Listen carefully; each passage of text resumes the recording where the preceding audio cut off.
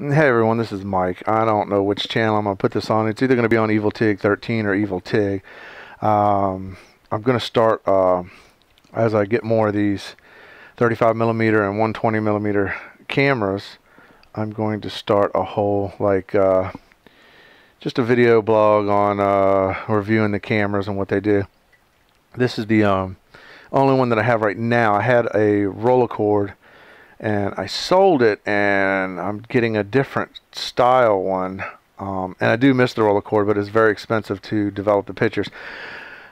I found out it's fairly cheap to develop them yourself and just scan them in, so it's possible that I'm going to set up a nice little developing station here to develop 35mm and 120. But at any rate, this video is about the Argus C3. It's also known as the brick camera. Because of its squareness. Looks like a brick. It's built like a brick too. Sorry, I had to move the mic. It's real durable, and that's what it was known for, being really a strong camera. And it was one of the most popular cameras at one time. It was started in 1939. It was developed in 1938 to 1966. And it was made in Michigan, Ann Arbor, Michigan, in the USA. It was the best-selling 35mm camera.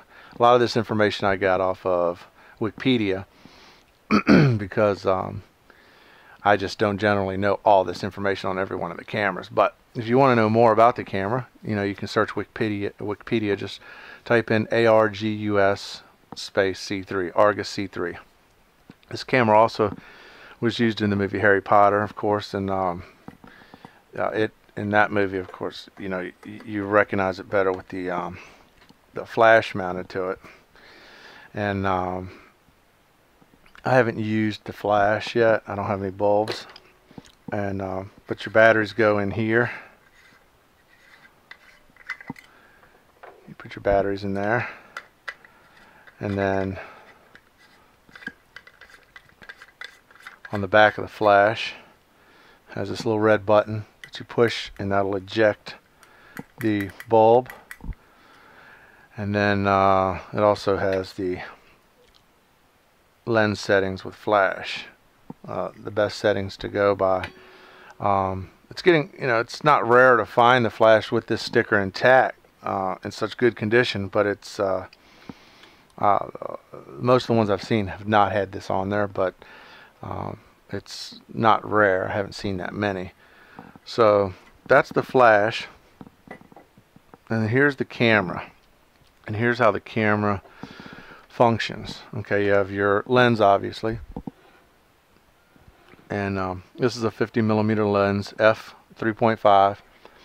On the end of the lens here, if you rotate this, you can go down to f8 to f3.5. You just rotate this like that.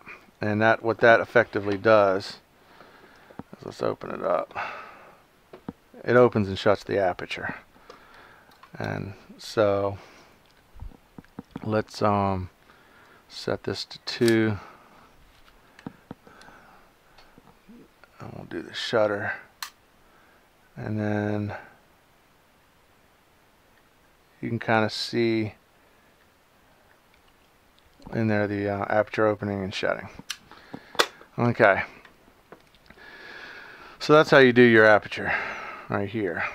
Okay, now to do the shutter, for speed, slow or fast, it's got this little dial here that says scenes, and it has action over here. So it starts on 4 and goes around to 8. So on 4, when you take the picture, let me turn that. You can hear the shutter is slower. So then when we go up to 5, 6, 7, and take it around to 8 on a bright sunny day, a lot of action, cars driving by, whatever, the shutter is faster. It opens and closes a lot faster. So that's how you set your shutter for what's going on. If it's darker and not a lot of movement, you would obviously go over to you know, the 4, the 5, or the 6. So it's a slower shutter and a wider aperture. Put it on 3.5. It's opened up, drawing in more light. Slower shutter, bring more stuff in. Now, to focus the camera, there's 2 windows in the back, 2 little holes.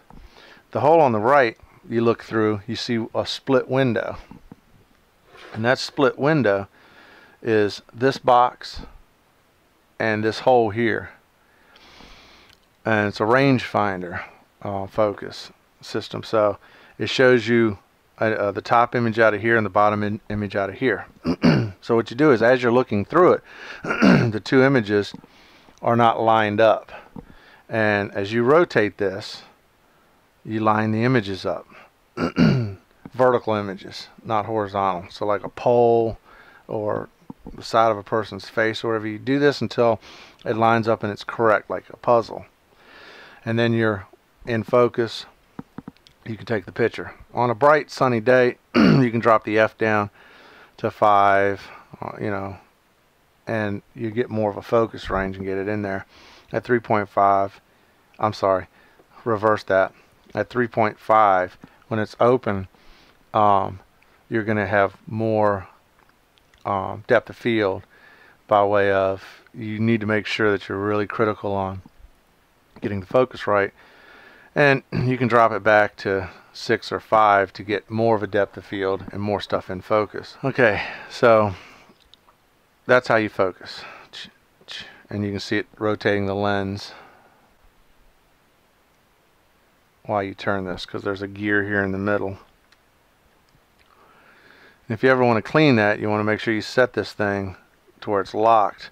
Then you can unscrew this cap and pull your gear off and clean it and put it back on while it's still in the same position. Now let's see, this is how you basically set the shutter so it's ready to be fired now. Okay, just push down there. And on a side note, like I've told other people, if you're looking to get one of these C3 bricks because you're a Harry Potter fan and want a collectible, the one in the movie had a black knob here, a switch, black switch.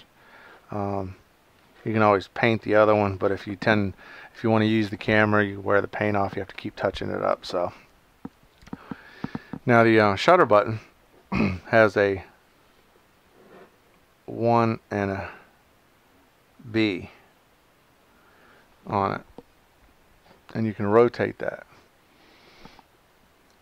So when you cock the shutter and you have it set on B, it's on bulb function, so when you push it down, you can hold the shutter open to expose more film. Say like if you're exposing the night sky in the middle of the night, and then you just release it and it releases the shutter. If you turn it to what looks like a 1 or an I,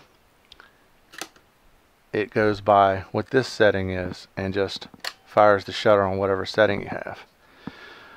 So that's the front of the camera. On the top of the camera, you have your little dial that indicates what photo you're on. That'll advance forward every time you wind the film. And it has this little, I don't have any film in it right this second, but see, it'll lock. I can't turn it anymore. And then when you take the picture, hold on. Yeah, it's going to be going this way. It locks. Then you take the picture, and to advance the film, you have to push this down and wind the film. But you push it down, and as you start winding the film, you let go, and it'll stop on the next picture. So push this down, wind the film, and effectively while you're winding, it's going to look like that, and it's going to stop on the next picture. Okay, so, and this is what you wind your film with. Okay, now on the back of the camera, you just have your viewfinder and your rangefinder. This is the hole you'd look through after you get your focus right to frame the shot. And then you have the inside of the camera. And again, if you turn this to bulb and set it, you can watch the shutter inside there. When I open it, it'll stay open until I release it. And then you load your film by pulling this down, putting your film in, pushing this up, pulling it across, threading it in there, winding it up and getting it set on the spool, close it, and that's what we're going to do now. I haven't had much luck with this particular camera, and I don't know why, but I'm going to test it again. I had two of these cameras, and this one, for some reason, everything functions perfectly, but so you set your roll of film in there, push that up, and then pull this across,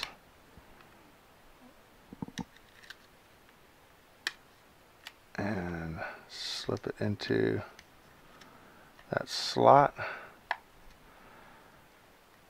and then hopefully I got it in there far enough.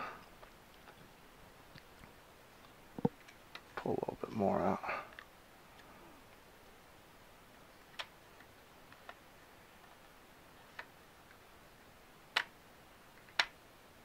Okay, I think I got it in there.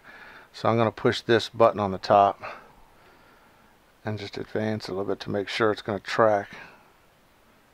And it looks like it's tracking fine, so I'm going to go ahead and close it and go ahead and wind the film until it stops, and I'm ready to take a picture.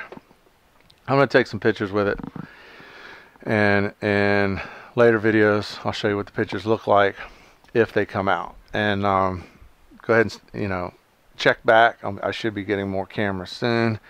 I'll be doing more videos on different 120 and 35mm cameras. Check the description below for the Twitter, Facebook, and my other channels. And you can check back with this video, and I'll put links on it to the next camera video. And on that video, I'll have the next camera video link on that at the end. And so you could just bookmark this video if you wanted to, if you want to see any in the future, or you can subscribe, like, all that good jazz. Everyone, take care, and remember, Argus C3 brick. It's a wicked fun old camera to play around with. If I missed anything, oh, there's the shoe. It's not a hot shoe, it's a cold shoe. And there are a lot of accessories you can get for this thing that I didn't go over because I don't have them. Like a light meter that can go up here, and the best place to find them is eBay. But other than that, I think I covered everything. To release the back, there's a button basically right here, just a piece of metal that's bent. You push it, it releases the back to open it. It does have the threaded deal here, so you can put it on a tripod, I believe. Yeah, threaded for a tripod. And this deal to wind your film back up after you're done. So everyone, take care.